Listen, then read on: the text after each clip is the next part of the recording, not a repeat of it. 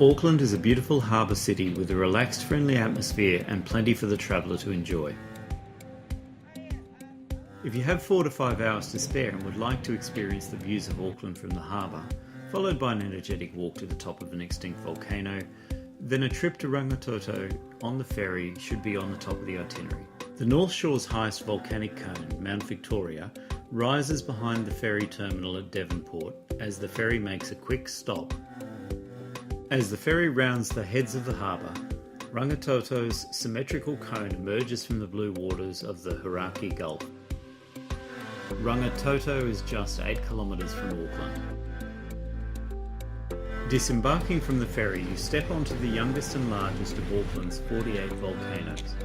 Rangitoto formed over a short 10 to 15 year period, approximately 600 years ago.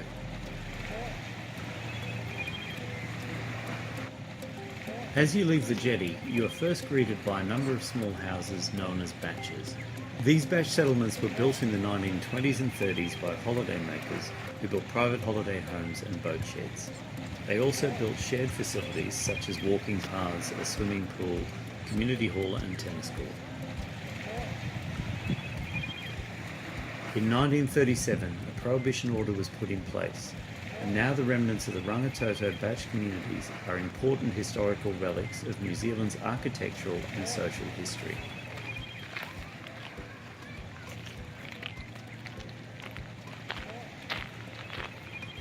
The summit walk climbs through lava fields and the world's largest Pohutukawa forest to the island's peak 259 metres above sea level. As you walk up the track, you can clearly see the succession of plant life that have made the slopes of Rangitoto home over the past 600 years.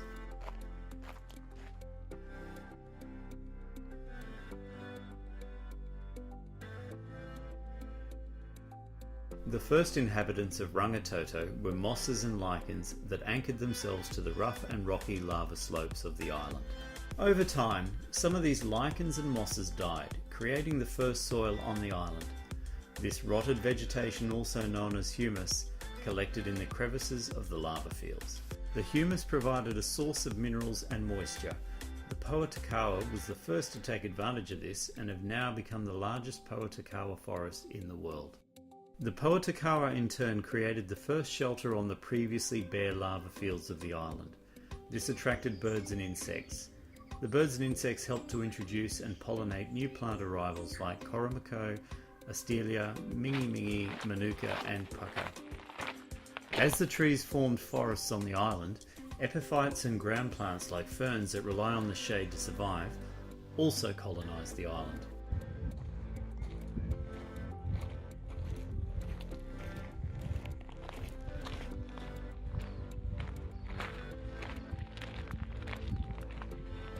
As you walk along the track, you'll notice traps set at various locations. New Zealand's Department of Conservation is working hard to ensure that Rangitoto remains a pest-free zone. These traps are monitored on a regular basis by rangers to detect any pests that may try to take up residence on the island. In just under an hour of walking along the track, you'll reach the summit of Rangitoto. Alright, so basically I'm at the top of Rangitoto. This is incredible. Beautiful walk. Not that difficult. Took about 45 minutes to get to the top. But wow, what an amazing place. When you first arrive at the summit, you can see the tree-covered crater of Rangitoto.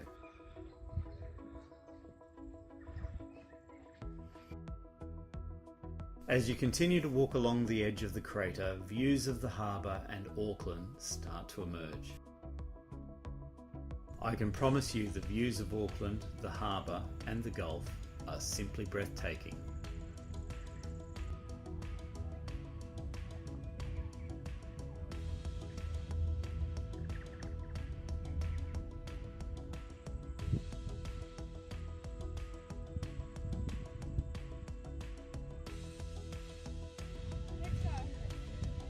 They used to have machine guns in there protecting Auckland. In the early 1940s, during World War II, Rangitoto and other islands in the Hauraki Gulf were called on as part of Auckland's coastal defence network. None of the Hauraki Gulf defence sites saw wartime action and were all scrapped by the end of the 1950s.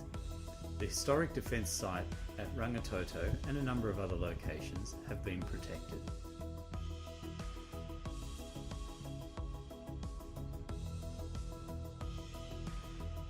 With plenty of time to spare till the last ferry back to Auckland for the day, it's a great opportunity to take a closer look at what Mother Nature has created on the island over the past 600 years.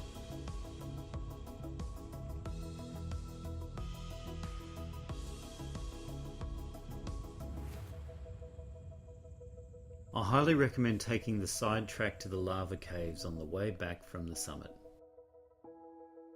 The caves are a 15-minute signposted walk from the main summit track. The caves are actually lava tubes that formed when lava cooled and hardened close to the surface, whilst the liquid molten lava continued to flow inside. It is impressive to see nature staking a claim to the caves, with ferns growing wherever light reaches into the caves, and tree trunks and roots snaking their way out of the entrances.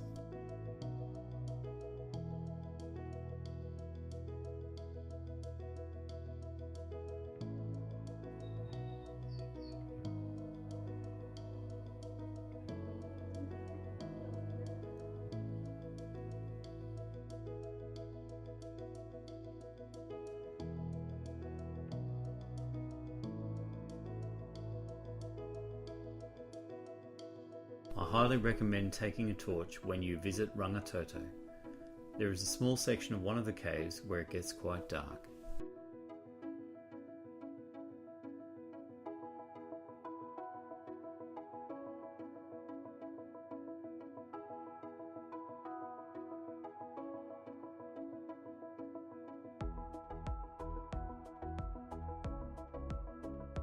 As you emerge from the summit track to make your way back to the ferry terminal, there's a small walkway that takes you through the mangroves that have colonised the rocky lava coastline. Walking onto the wharf, you pass under the gateway of Pohutukawa, the spiritual ancestor of Rangitoto. A number of important sculptures adorn the gateway. The face you see as you leave the island is of a sleeping bird, the native parrot, the kaka. A quick ferry trip sees you back in Auckland City in no time at all. It's incredible to think this unforgettable paradise is so close to the centre of Auckland.